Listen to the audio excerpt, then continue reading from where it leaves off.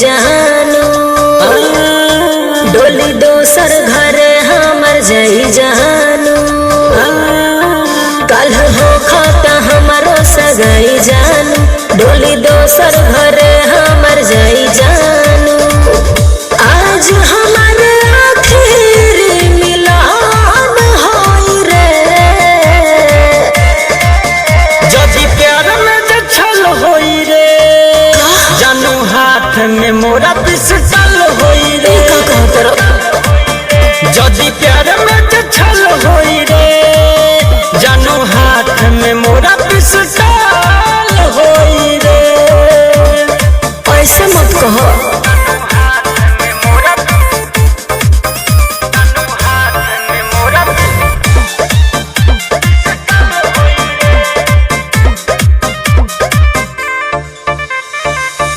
अंगूरी में न होखे देहा अंगूठी सगाई के तोह के उठा लेब तोहरा सामने बाप भाई के हरे इज्जत चल जाई तोहरा ऊपर लग जाई किडनैपिंग के केस अरे तोहरा पीछे थाना पुलिस रही हमेशा रेस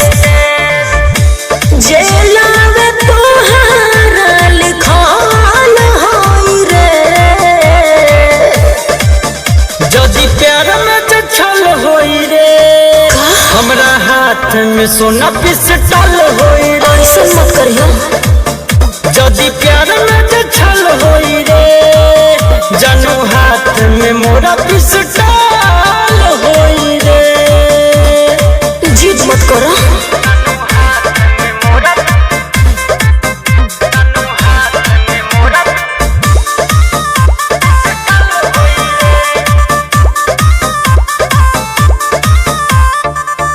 माफिया वाला भेष सुजी